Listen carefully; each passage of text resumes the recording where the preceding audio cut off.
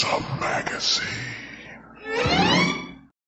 Hello, once again, and welcome to Gruesome Magazine as we cover a different side of the genre where they're into more sci-fi and fantasy and superheroes.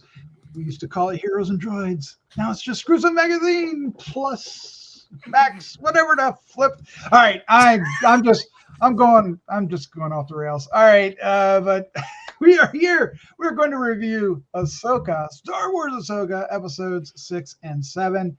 I think these two episodes were the episodes many Rebels fans were waiting for, but we'll talk about that here shortly. What we're going to do is I'm going to introduce the rest of the crew, and then we'll get into things. All right, joining me tonight, me being Doc Rotten, is the Slattman, Chris Slattery. How you doing, sir? I've been better. Just like some of these poor stormtroopers we saw in these episodes. Been better. With all their duct tape is red in their world. Yeah. Also joining us is podcasting and rockstar international cosplay queen, Miss Baylor Skoll. Yes. Thank you. Tied the knot this weekend. Sorry, just told you guys. Congratulations. We're going off on an adventure of our own. I see what you did there. That's what that was all about. All right. Also joining us is Star Wars fan and award-winning filmmaker Christopher G. Moore. I'm now just going to play the Thrawn entrance music anytime I enter a room. Just telling you from this point on. So if you ever see me in real life, I'm going to do that. So are they going to chant Chris? Or are they still going to chant Thrawn? Chris. Okay. They're gonna have to say Christopher G. Moore, award-winning filmmaker. Christopher G. Moore, award-winning filmmaker. They just have to say that over and over and over, and it's gonna be so annoying. It's gonna annoy me. It really is. All right. You're just gonna have your oh my God. Of weirdly dressed stormtroopers. And your new favorite stormtrooper, what's his name again? Captain Enoch. Captain Enoch. Yeah, we'll get to all that. All right, we are going to review episodes 6 and 7. And then we'll come back next week and do the finale. But we are going to give you our first impressions. Those first impressions will be spoiler free. So if you haven't watched them, you can watch the first impressions. We might leak something or two, but it'll be mostly spoiler free. And then we'll get into a discussion and we will get into spoilers. We can't not get into spoilers. We have to do them. There's lots of crazy ones in here. Yeah. And then we'll wrap things up with our score of 1 to 5 on each episode and our favorite scene or scenes. Yes. You guys ready to do this? Are you ready? All right, let's take a look at the card. Yeah, there's a spoiler right there. Sorry. Ahsoka season 1 available on Disney Plus beginning August 22nd, 2023. We are doing episodes 6 and 7. Part 6 is Far, Far Away. Has a great moment in there that does that. September 19th, the search for Grand Admiral Thrawn reaches beyond the limits of the galaxy. And part 7, Dreams and Madness, which came out September 26th. Hera must answer to the New Republic while a reunion takes place far, far away. All right. The episodes are directed by Jennifer Getzinger and Geeta Vasant Patel. It's written by Dave Filoni based upon Star Wars by George Lucas. The cast includes Rosario Dawson, Natasha Bordizzo, Mary Elizabeth Winstead, Ray Stevenson, Ivanna Sakhno, Deanna Lee Inosanto, David Tennant, Paul Sun-Hyung, Hayden Christensen in a brief but very cool appearance, Genevieve O'Reilly, and newcomers Lars Mikkelsen, sort of a newcomer, vocally not, Eman Esfandi, and another spoiler, Anthony Daniels. If you can't figure out who that is, you're watching the wrong podcast. All right, let's get into our first impressions. I said there would be spoiler free, and there was at least 3 in that one. All right, well, It's your fault. it is my fault. You should have used the Force. Yeah, I don't have. It's not in me. All right, Miss Baylor Skoll. Me first. You're first. Give us your first impressions. Well, after the incredible high that episode 5 took us on, it is kind of relief to get back into something a little bit toned down from there, so we can get more into the meat of the story. And I was, man, I don't think it's too much of a spoiler at this point to say the reveal of Thrawn in episode 6 was incredible. Absolutely incredible. Like the the song Chris is talking about, the chant, the war chant that they do it's so intimidating, and the design of those stormtroopers, the way that they look after these years of what I'm guessing is very hardened battle, is really like, how do you update it in a way that doesn't feel fake or forced, but still feels believable in the context, and like that, man, did they nail it with that. So seeing that, being in another galaxy and just seeing something completely different like that was very exciting to see. Very exciting. And Skarsgård, man, voice actor and on-screen actors just nailing Mikkelsen, this character. Huh? I'm sorry. Mikkelsen. What's his name? Lars Mikkelsen? Mikkelsen. I thought it Mikkelsen? was Mads. No, Mads is Mads his Mikkelsen brother. was. Oh, it's No, not it's a actually his Skarsgård. brother. That's right. Was It's it? a Mikkelsen. It's his real brother. Mads Mikkelsen's brother is Lars Mikkelsen. Lars, yeah. I didn't know Yeah. they were. I thought it was just coincidence. I just found that out this past week. My Yeah. mind was blown. I did know that, but I could never remember his name because I know him only from really the voice acting stuff. He was on Sherlock. If you ever watch Sherlock, Was he on Sherlock? Yeah, he was. Well, who's the? I'm showing my. Anyways. He was the anti-Sherlock. Who's that? What's the guy's name? Nobody Did knows. he have All a right. mind can't remember. palace too? Was he the one with his own mind palace? Yep. Yeah, I think I know. I think I remember what you're talking about now. It's been forever. Anyway, sidetrack. So episode 6, amazing. All that was amazing. And then I oh my gosh, and then the reveal that we get at the end of episode 6, which we saw in the title card there, was really like, it was I mean, I was really excited to see Ezra look like that, because we saw his little hologram the last time that he left a message for Sabine, and we'd seen him a few different ways in Rebels, but I was very interested to see what he looked like. And I'm 1,000% here for a biblically accurate Jesus look. Like, I'm really loving that very look on Moses. Ezra. Yeah, let his people to freedom, right? Let my people go. So amazing. And then episode 7, I feel like it's one of those episodes that, while I enjoyed it a lot, it's definitely building up to the crescendo, right, of the finale. Mhm. So it wasn't too action heavy. It didn't really push any boundaries too much. It gave us some good character development in it, but I think what it really did was kind of plant the seeds of what's going to come in episode 8. And then gave us also a little bit more insight to Ahsoka and then what she's learned from her time with Anakin in the world between worlds. And I like that. I like that a lot too. But all in all, it's got me ready for the finale. Ready and not ready, of course, because I don't want it to end, but ready to see where we're going. Absolutely. Excellent. Slattman, sir. Give us a spiel. I think first and foremost, it's nice. It's worth mentioning that the casting in this series has been phenomenal. From the newcomers to casting live action versions of our favorite characters from multiple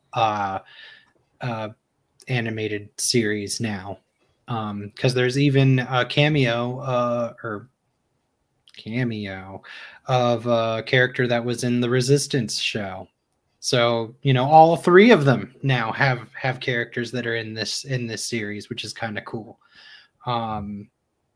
Yeah, the casting has been fantastic, and the performances by that cast have been just top notch, and they embodied the characters, new and old. And I would even argue that with a few exceptions, the new characters are probably more impressive than some of the old characters.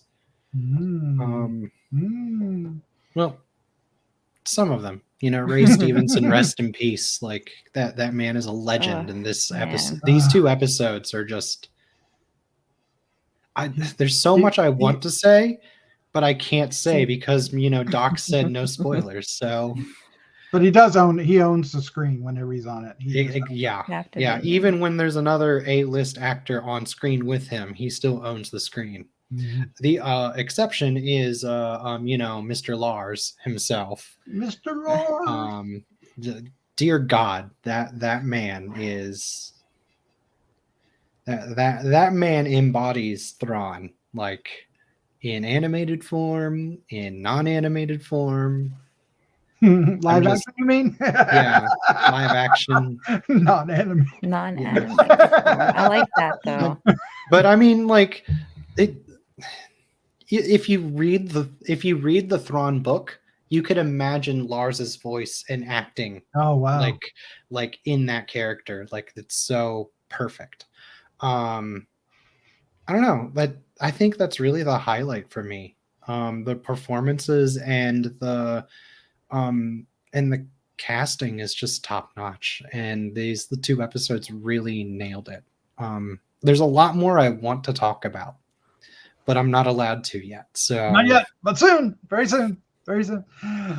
Christopher G. Moore, sir, what was your first impression of episodes 6 and 7?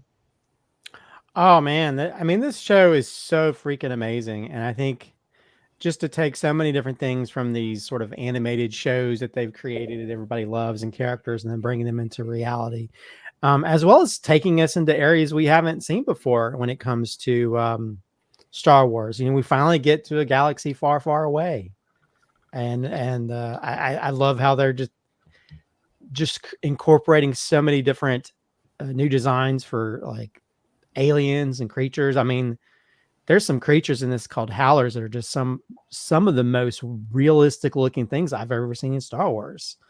And make the Tauntauns seem still. And also just how they're reusing designs from Phantom Menace and other things for some of the characters in this. But yeah, that interest of Thrawn is one of the coolest things I've seen in Star Wars in a very long time. And just how, that I can't say enough things about Captain Enoch, which I may have to cosplay as that at some point, because I just love the design of that, which I feel like nobody's really pointed out. It feels very like the helmet mask from Excalibur, if you ever see that film. But just how and also just how, like, a lot of the Star Wars films have incorporated stuff from different cultures and designs and stuff, and how the stormtroopers and even the ship have like these gold segments. Which is the Japanese have a thing called kintsugi, which is when they repair pottery, they repair it with gold. And so you have all that, like Captain Enoch, there's parts of his mask and things that have gold. Some of the other stormtroopers also how they incorporate, the fabric from the Night Witches type fabric and stuff. So yeah, just there's so many great things in this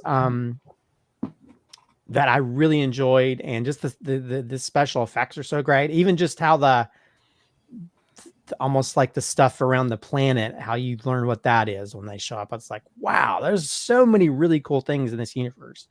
And it feels like Filoni's definitely paying tribute to everything from Lord of the Rings to, going back to old Westerns. There's so many different elements, or even samurai movies. I mean, this has every kind of thing you could love as a Star Wars fan.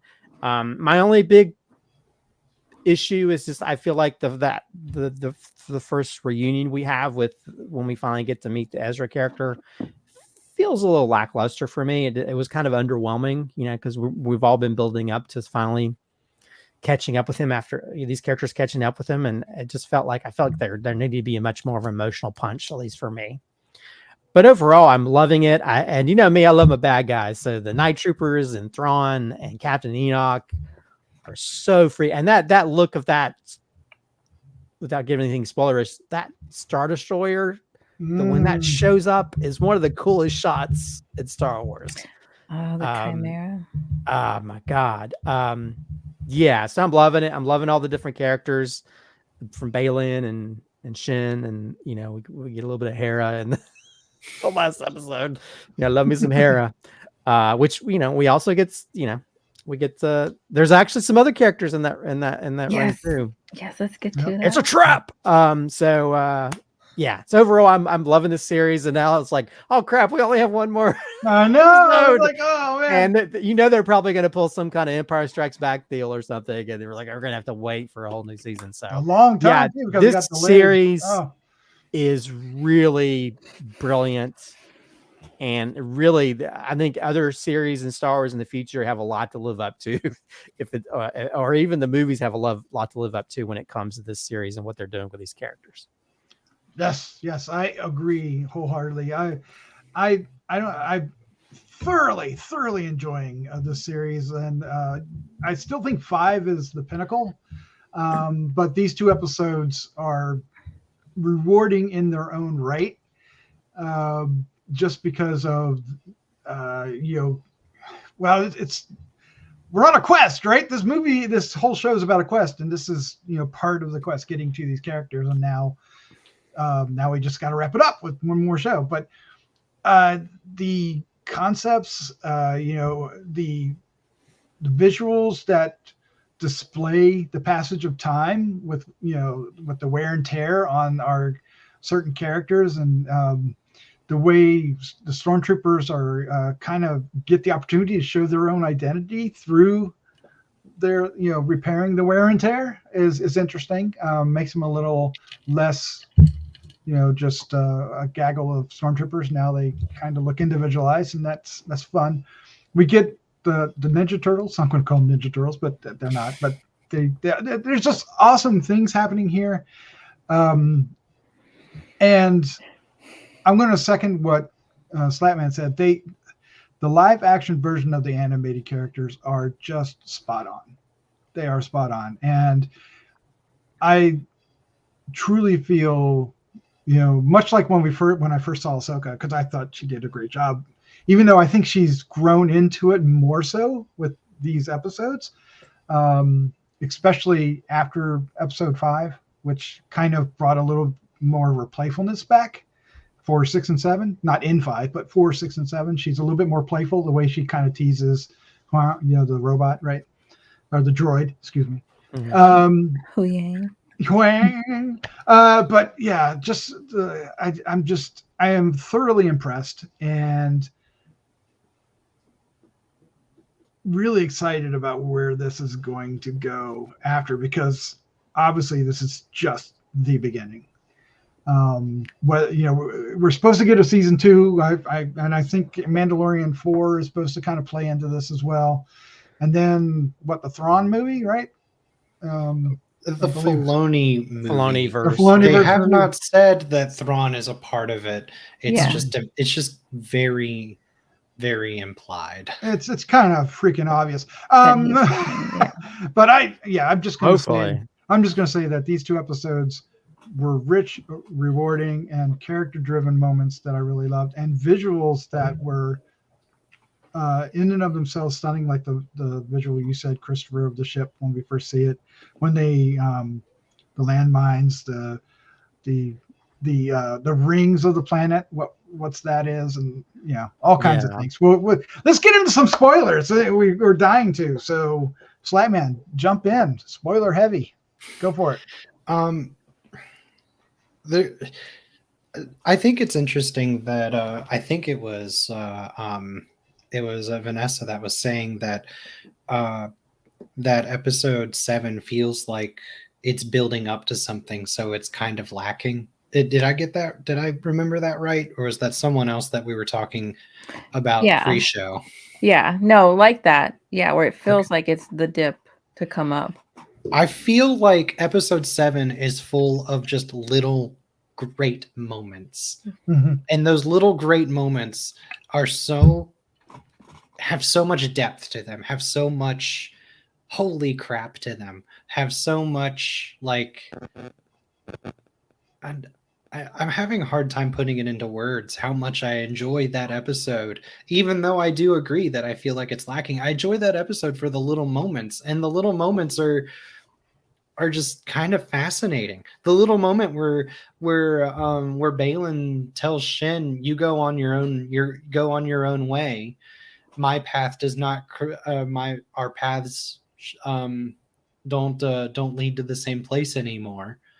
Yeah, when he says it, and her reaction to it too. Yeah, This is stoic and stuff. Yeah, kind of going back to that, the where Ahsoka once Ahsoka like basically Shin is like left for dead by all of the stormtroopers, and Ahsoka reaches out and it's like and it's like offering her like a redemption basically, and the look on her face is just kind of like like holy crap versus I'm terrified versus like this mixed with like complete and total like fear and realization that she's completely alone, and but yet she doesn't want to give in to the light side or whatever. I don't know. Yeah, she seems to be a little thrown by it too. Yeah. Like the little moment where Thrawn is told that Anakin was Ahsoka's master. General Anakin Skywalker. Yeah. And if you haven't read the books, Thrawn worked with Anakin briefly during the Clone Wars and worked with Vader closely, and was the only person outside of Tarkin and the Emperor that figured out that Anakin Obi-Wan was Vader. Obi-Wan. Well, yeah. Well, but even Obi-Wan found out later. Yeah. No. Okay. True. So he's the only one that figured it out. Him and Tarkin are the only ones that put the pieces together on their own and did not need like I broke your face mask to figure it out. Yes. I mean, even Ahsoka needed I broke your face mask to figure it out. Yeah.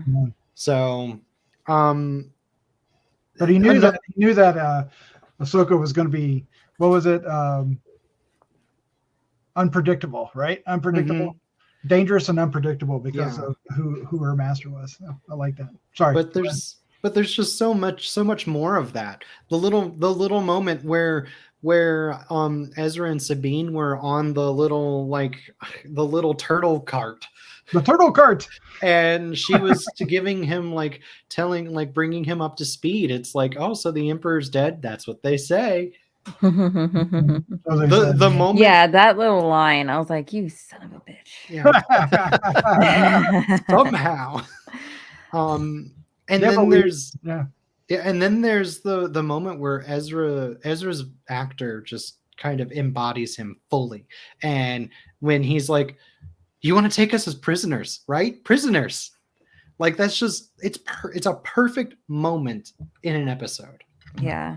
So I don't know. I'm floored by how much I enjoyed an otherwise lacking episode because of all of these little moments. Another great one. You're gonna take them all. Yeah, I know. Another great one was when Huyang was like, "I've told you," or I keep telling you that, and Ahsoka's like, "Yeah, I know. I'm not listening," or something like that. She's joking with him. Well, talking about Ezra, or it being so Ezra, the fact that he had his own little tribe of those turtle guys, his own little rebel crew of turtle guys that he fiercely would protect and take care of, and had his own culture with, that's so Ezra to do, and to not have lost that little spark that Ezra had, because there's been so much discussion over, was Thrawn able to turn him, because Ezra always did kind of walk the line a little bit and wasn't sure who he was, but I just love it. I love that he's like, he really is like Jesus. He's so calm. He's like, I've got the Force to protect me. I don't need a gun. I don't need your lightsaber. I've got the Force to be with me. And like, Although he does use a gun. well, as needed. But he also is able to stop the lightsaber with his hands. Yeah. Like that. There's been what a few other people have been able to do that. Powers. It's also fitting that he's with the little turtle people, because in Rebels his unique Force thing was communing with animals. And creatures like that. So I'm just glad we got to see rednecks in space. We got to see trailer park turtles. Trailer park turtles. Oh, but they threw their little rocks at people. They tried. They did their best. And then her little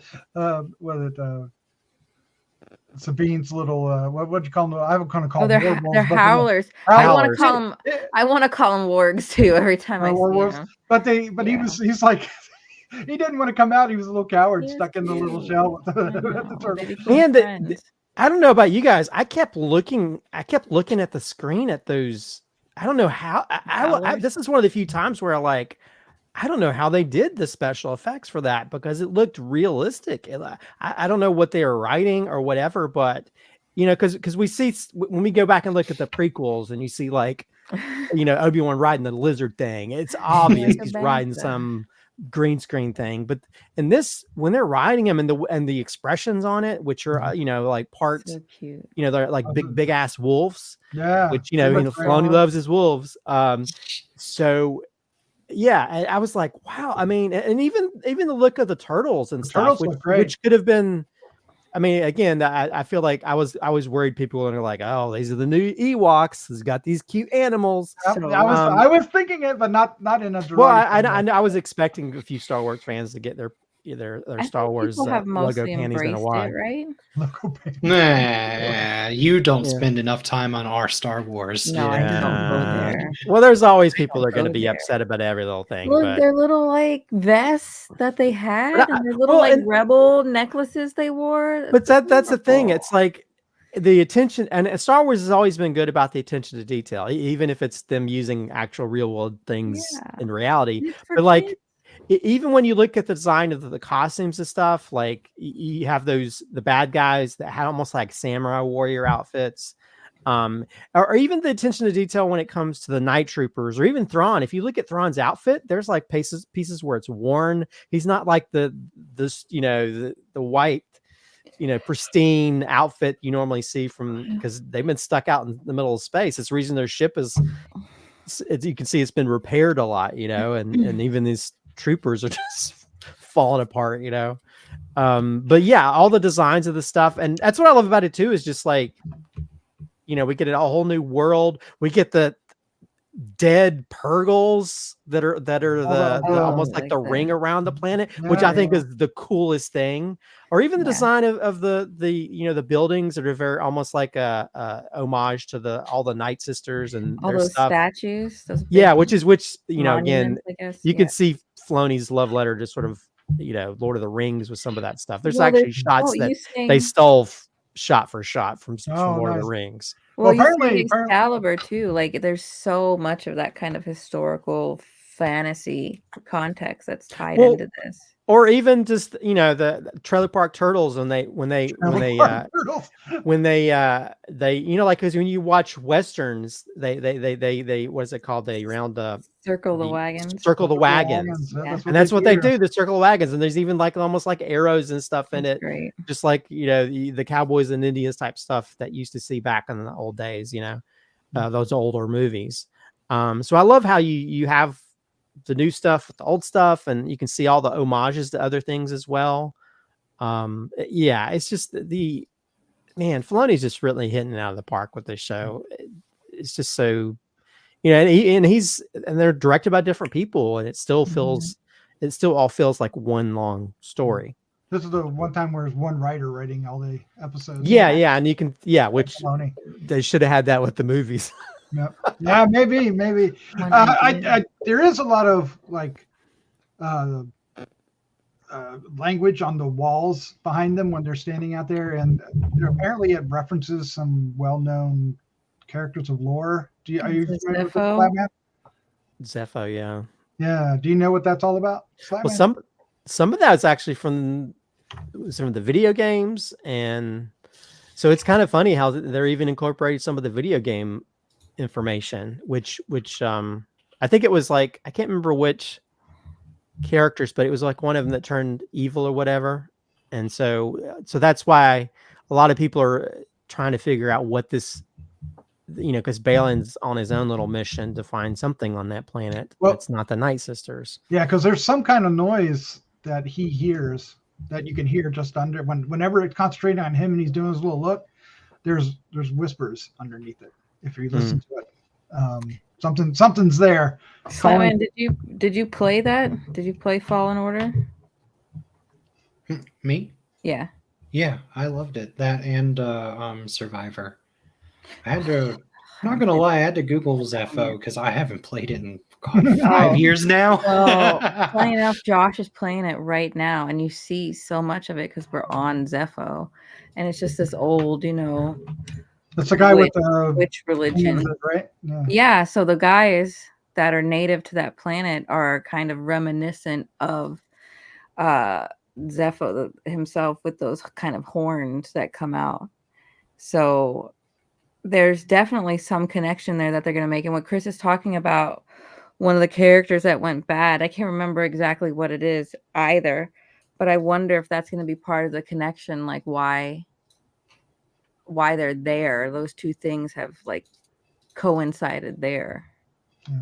Well, we still got to figure out how they all get back. Well, that's easy. There's a big ass hyperspace ring, and that's for Thrawn and people, but it's not necessarily for Ahsoka and everybody. Are they going to do like they're Han Solo and stick on the side and I wouldn't be surprised. So what if they all just get trapped there and that's the end? Well, because those characters don't show up anywhere else. It might be what happens. Yeah. There's a really good chance though that whatever Balin is on the planet for is another way out. What is it though? Well, they didn't kill the Purgles. No, the Purgles. Yeah, there's always... they could hitch a ride on the way back. They come back. They left. Yeah. All right, let's I'm getting the F out of here when they were getting plummeted. Yeah, they were like, "See ya." Purgles, they're Ubers. All right, let's talk about these witches who look amazing. And somebody was saying, I was watching that and help me out with the Slattman, but in the animation they have green lights, but here they're all red and they're using the little balls. So explain what's happening there. Or does it matter? Your guess is as good as mine at this point. The magic is green in the animation, and you can even see that in an earlier episode when what's his name, Inquisitor dude got hacked and slashed. He spat out green everywhere, implying that he was reanimated by the Night Sister magic. But this is red, so I would assume that it's probably just because that it's probably just a stylistic choice.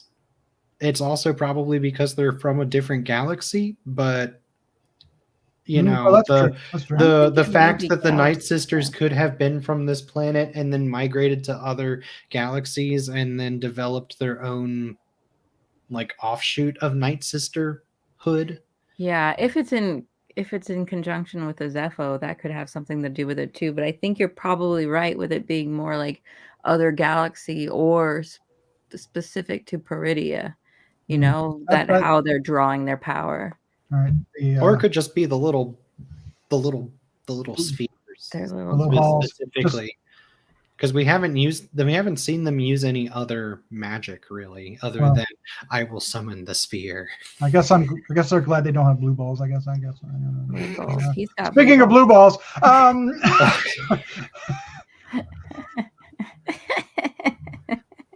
Dad jokes. We got No. dad jokes here. Okay, are we That all happy with how he turned out in live action? We are, right? 100%. No complaints. No. No, No. he just oozes bad guy. He just it's all that he is. Are we enjoying his technical expertise as far as how he's not exactly engaging the enemy, he's just delaying them so they don't know what he's doing? Well, he's all about strategery. Yeah. He's all about the strategy of it. He's playing a game of chess. You don't go straight after certain you don't go straight for the queen right away. You have to play around and see how other people are playing to do that. And he's playing the long game, and also he's doing stuff to sort of throw them off of his plan so he can escape. And so I think, the thing is, you've seen that character in the animated version, and it's more about his voice, but here he gets to physically portray that. And he does a really great job of showing like when he's perturbed by certain things, or if he's like when he's surprised that they got out of that thing. It's like, wow, this is like the Jedis of old, And how he that was delivers things is really, you can sort of see like the gears playing in his head, or even when he found out like about Anakin and stuff. It's very funny because like, he's Hannibal's brother, but I feel like he's channeling a lot of that kind of like, I'm enjoying this game at the same time. There's an goal, but I'm going to enjoy this. Yeah, even when he realizes Balin's not with the group any longer, he's more curious than upset, right? He's like, Balin's off on his own. What's that all about? Yeah, what's that gonna turn into? And he doesn't care. At the end of the day, he's like, they can do whatever the hell they want. I'm gonna get ready to leave. Because he thinks 2, 3, 4, 5, 6 steps ahead. So if something in step number 5 goes wrong, it doesn't really matter because he's already planned contingencies and he's that far ahead. It's all about the bye Felicia, or I guess the bye Peridia. Yeah. Well, the thing is, like, people are saying, oh, they beat them. He withdrew his forces. That's why they won. Technically, it's not that they really beat them all, because had he continued going towards them, they probably wouldn't have won, right? But he made that choice. It's so like he didn't need to lose any more resources. He did what he had to do. And it also might be like a tactical decision too, to if you purposefully withdraw, then you give them a false sense of security. Mm-hmm. So true. Yeah, it's very strategic, as Christopher said. We also get a new named stormtrooper, Captain Enoch. I finally remember the name. Christopher had to say it 3 times for me to do that. Which is a biblical name. Okay. And then the mask is, the face on it gives you an entirely different impression of a stormtrooper, doesn't it? Well, it's also there's death masks that people have. So some people are thinking maybe he might be undead.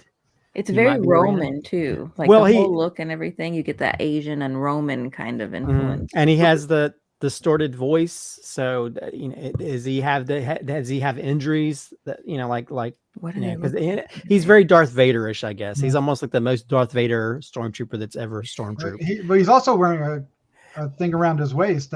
He's also wearing red underneath. So I know that some people thought that maybe he might be some of Palpatine's guards or something. There might be something there because he's got like a red outfit. Because I think one of the last episodes, I guess, they were trapped, I guess, before Thrawn or whatever. There was some red guards or whatever.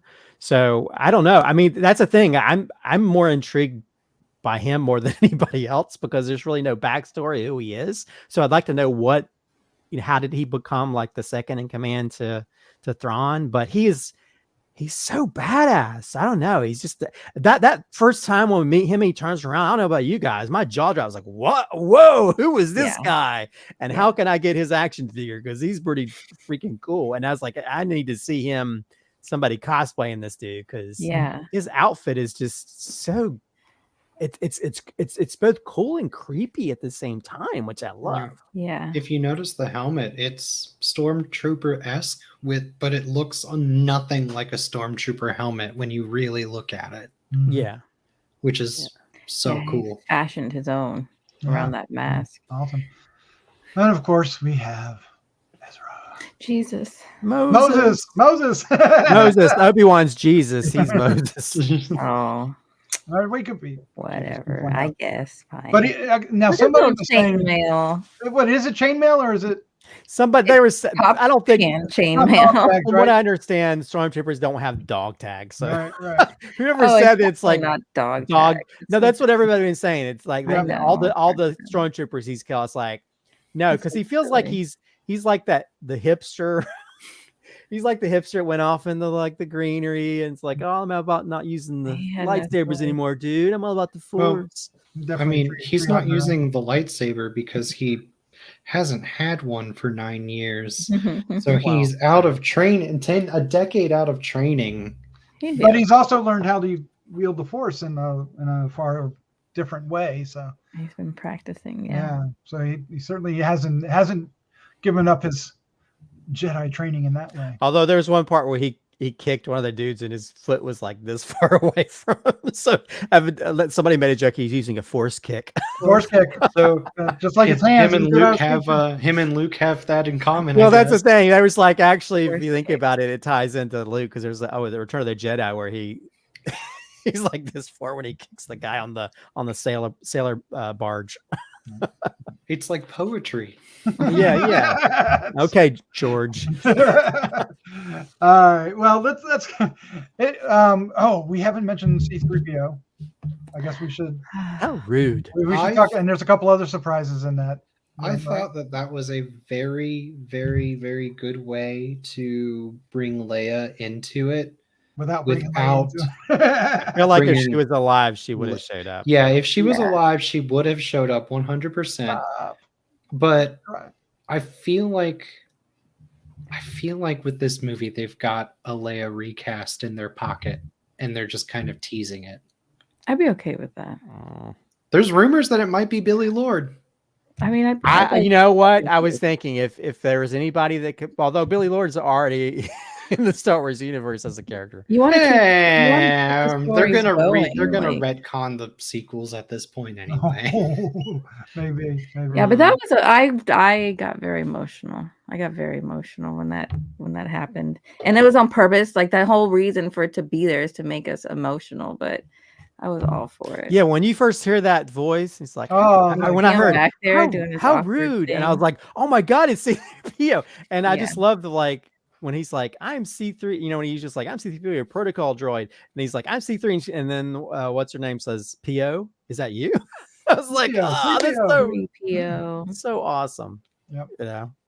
And then Admiral Akbar's in that scene too, although he doesn't. I was going to say, is that actually Admiral Akbar? Yeah, it's Admiral. Yeah, it's actually he's one of the people on the council. Captain Kiva getting to have a conversation with C3PO.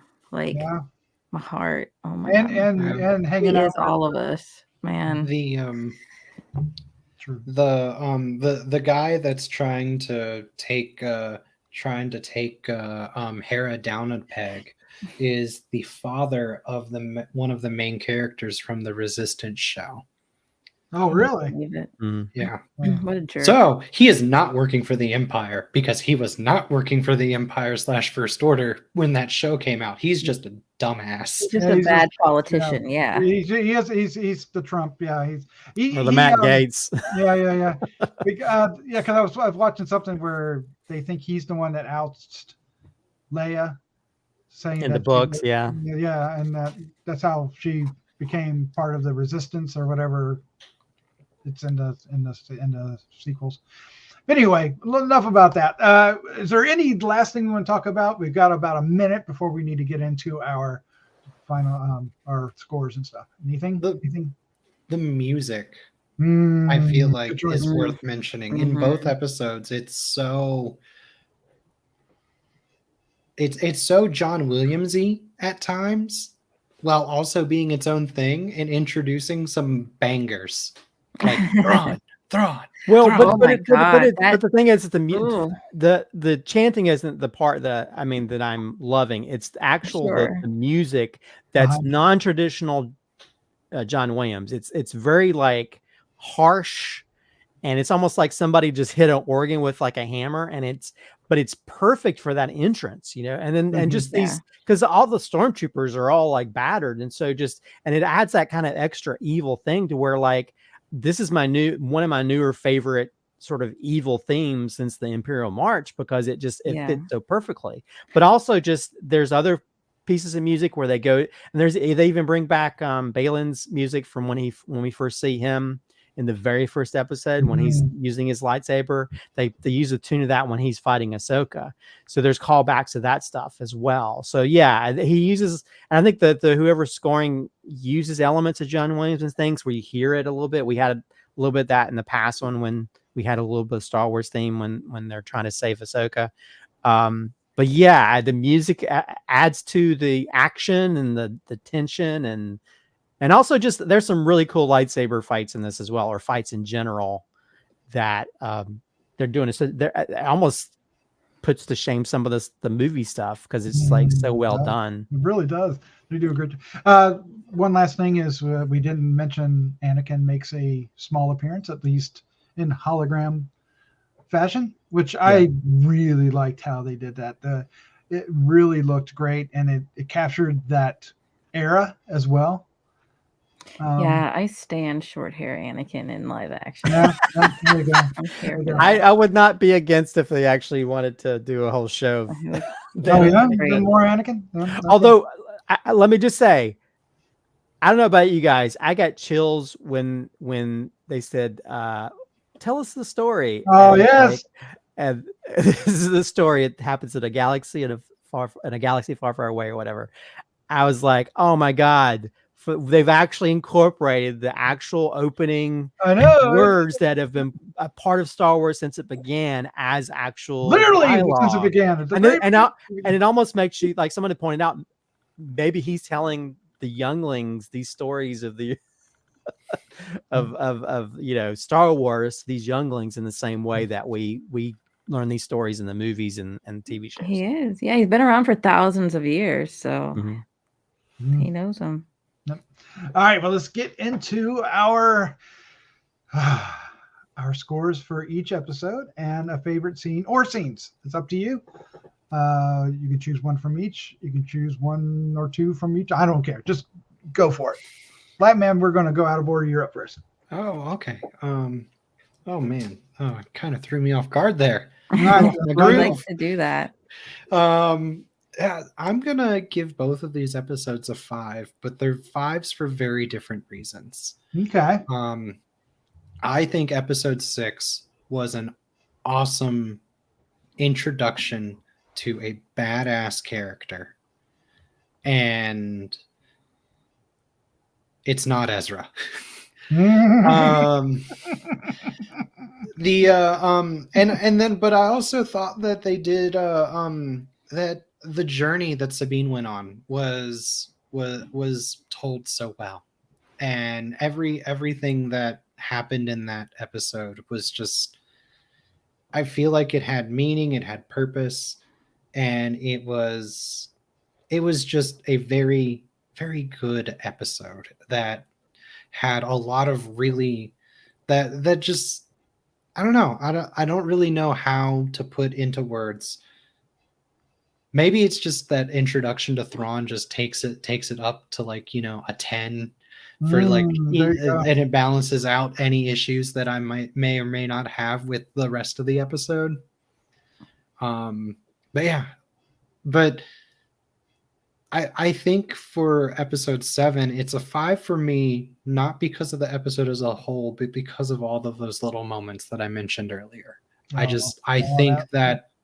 think that those little moments kind of embody what I love about these returning characters. And then the little moments we have with the new characters just kind of solidify them as some of my favorite new characters introduced in Star Wars.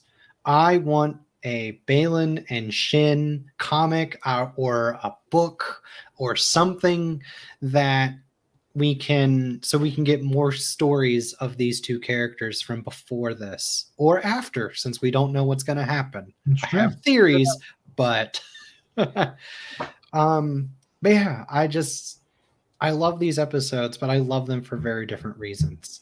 Perfect. My favorite scene in episode 6 is probably when the Chimera shows up and they show it from underneath, and you see the Chimera, the logo as it's flying through, and the in the background, like that was awesome, because as soon as that showed up, you knew what was coming. And then my favorite, there's so many scenes in the 7th episode that I could pick from. Sure is. A bunch of little moments. So I'm gonna cheat and I'm gonna take 2. Ah, you bugger. I know. It's the scene where Thrawn learns that Anakin was Ahsoka's master. Yes.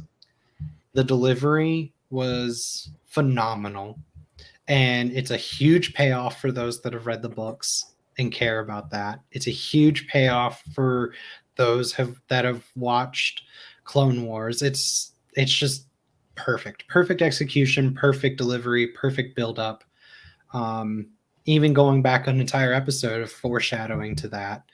And then my second one is the moment I think that it embodies Ezra perfectly, is that you want to take us as prisoners, right?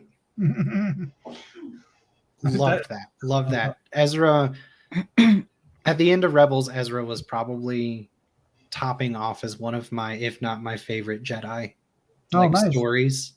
Like the growth of that character, and that he was always aloof, right? So yeah. And that just kind of nailed it for me. That was just like, yep, that actor nailed it. That's Ezra. Yep, I think he absolutely did. All right, Vanessa, give it to us. What's your scores and your favorite scenes? Yeah, I loved both of these episodes. I love this whole series. I'm gonna give these 2 episodes. I think I'm gonna go 4.75 on both of them, because episode 5 was just amazing, and I feel like the finale of this one is really just gonna be great too. I'm sure I'm gonna steal Chris's favorite scene, but I really loved Thrawn's entrance. Like, that was just incredible. And what Chris was saying about the music, like, a lot of people don't know who Thrawn is who are just watching this, right? You've never seen Rebels, you've never seen Clone Wars, but you've been watching all the Disney live action stuff, right? You don't know who Thrawn is. That music sets the tone that this is a bad guy. There's no good about this guy at all. And then the way that it shows his army, and then the way that it does that reveal to Enoch, like, that is such an incredibly powerful moment that I wasn't sure. You don't know what they're going to do. Is he just going to be there when they land on the planet? Like, is he not going to show up? Is he, what's going to happen? But I think the way that they did it was absolutely perfect. And Lars Mikkelsen is just nailing it. He just makes me feel uncomfortable when he's on screen, and it's great. For episode 7, I mean, Slattman's right. There's so many great intimate moments that happen with this, and so many just little world building things that just, I'm so upset that it's the last episode coming up, because it's like so many things are alight right now that could just happen. Least of which is them getting off the planet, right? Like, we know somehow some sect of them or all of them are going to get off the planet at once. So we'll see where that goes. But my favorite scene is actually, and some of my favorite moments were around Baylor Skoll. And not just saying that because he's my husband now, but the moment between him and Shin, and he's, you know, not dismissing her, but telling her, like, you have a desire for power. That is not where my path leads. That's not the power that I'm after. He tells her, go and be successful and grow in the empire and get all the power that you want. And she kind of recognizes that and probably still feels, you know, orphaned by that. But what is he doing? What does he want? Where is he going? What's he hearing? Like, I need more of what's going to happen there. And honestly, I didn't know they were going to flesh him out so much like this. And I'm just interested to see what they're going to do next. If they like recast the character, if they tell him in a different way, maybe he'll become a force ghost. Like, who knows what they could do with his character. But Slattman's right. Like, I don't think they should be done with the characters, like, whatsoever. I think we do need the adventures of, you know, Baylan and Shinhati and her training, right? Her tutelage. Because he says to her at one point, like, and I think it was an early episode where he's like, I've trained you to be something better than a Jedi. Like, you're better than that. And so I just like, I want more of whatever this kind of creed that he's developed, right? That he's taken from the Jedi Order and from his life outside of that. He's like chaotic neutral, right? So kind of, yeah. He's not evil. He's not good. He's just chaotic. Yeah. Christopher, your scores, favorite scenes. I can't. I think because the reunion wasn't like what it needed to be. I'll say I'll give both of these a 4.5. That's the only thing that kind of stops me from giving it a better rating, and it also feels like these feel like they're definitely building to something. But as for favorite scenes, I'm you know, you can't steal it. We all embrace it. We're all force sensitive to it. I think just that reveal of it's a combination probably of both Chris's and Miss Baylor Skoll's. I think the reveal of that ship, and then the reveal of the night troopers and you know, and then Captain Echo. I was like, who is this dude? You just made my younger self like, wow, this is cool. And then Thrawn, I think that's one of the greatest entrances we've had in Star Wars in a very long time. And for it to be on a TV series, it's crazy. As for the other, I could easily probably pick some Baylor Skoll stuff, because I do like the speech he says where he's about like, this is, you know, the repetition, you know, the Empire wins, and you know, and you know, the Jedi win, and it goes back and forth, and he's like, I want to go where the beginning, almost like he just wants to destroy the light and dark. It's well, like, he says that you got destroyed. Yeah. Which it also makes me wonder if the way that this first season is going to end, if he actually doesn't get killed off. I was like, what are they going to do? Yeah. I was like, well, Henry Cavill does look good with gray hair, so. Please, I don't know who can step in. No, I don't know. I'm just really sad because it is. Yeah, that character is one of the coolest characters that's popped up in Star Wars, and I really would have loved to see that character go beyond this. So I don't know what they're going to do, because you can only do so much with the deep fake stuff. And he embodies them so. Yeah. But I will say, also that the final. The rematch between him and Ahsoka, where she's kind of learned her lessons with, you know, Anakin, and uses that to her advantage to fight him. And he pulls the sword. He pulls the saber first. So.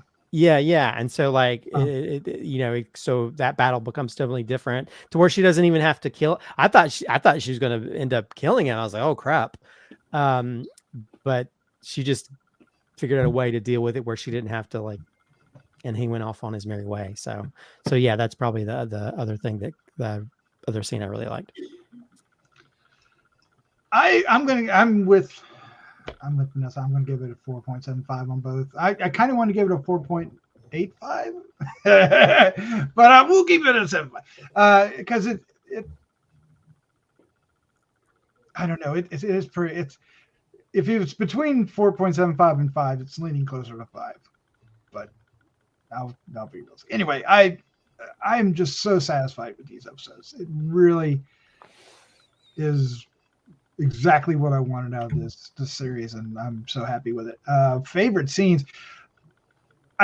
So I'm going to pick the same scene as everybody else with the arrival of. But for me, as much as I love the entrance of Thrawn, it was the stormtroopers that blew me away because they were so unique and individualized. I mentioned this earlier. You know, they come out and they line up, but they have history, right? They're not shiny and new, right? There's stories with each and every one. I just feel like they're individuals and not just fodder. And of course, Captain Enoch, really amps that up. But it's just like the whole menace of it all, right? It just like evil doesn't die. Right? It just keeps going. Just puts red duct tape on and keeps coming at you. But I know for me, I really enjoyed that. But there's so much more with that. The introduction of the Ninja Turtles. When they realized that they had the symbol on, that she had the symbol, and they were like, "Hey, look, you got the symbol." It was just this wonderful moment of, they couldn't even understand each other, right? But this one thing, this one symbol brought them together. Mm-hmm. And I like that. So with the second one, what really struck me, and I was going to mention this earlier when you were talking about it, Chris, or Slattman, was when is Sabine and Ezra. Now, Christopher, their scene at the end of episode 6 could have had a little bit more to it, but for me personally, I didn't mind, because I think if it was a little more amped up, it might have come across a little campy. But yeah, I get it. I get where you're coming from. But when they're riding in the little turtle-mobile, and they're basically giving us 9 years of exposition, right? They just seemed like friends, right? You feel they know each other forever. And it's part directing, it's part casting, it's part, the history of the characters, but these two actors, the chemistry works between the two. Their body language, she's got her feet up and, it's all kind of chill, and he's a little bit, he's still got the aloofness to him, and their banter back and forth. I just really enjoyed that little scene with them talking. I could have listened to an hour of them just talking about what's happened in the past 9 years, right? Well, let me tell you. Yeah, I like that. And there's so many moments in that second. Oh, well, you know what? Honorable mention to Sabine tapping into the Force when Ahsoka reached out and called to her. Yes. And even Hu Yang was like, "Do you think your connection is that close or that deep?" And it was. And, right. And Ezra didn't even hear it. Right. So yeah, but it also gave her away, and they to the night witches. Yeah. Sure, but worth it. Oh, absolutely. Totally worth it.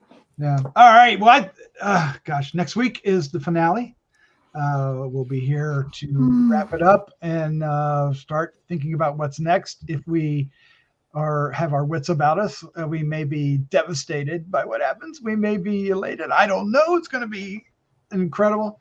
I have no worries going into it. I'm not. My expectation, which is in and of itself is a worry, because my expectations are pretty high that they're going to nail it.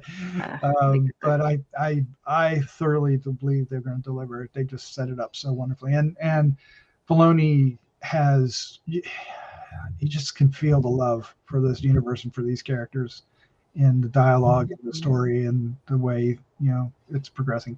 Great stuff. Can't wait to talk about next week as well. But leave us some comments down below what you think of these two episodes 6 and 7.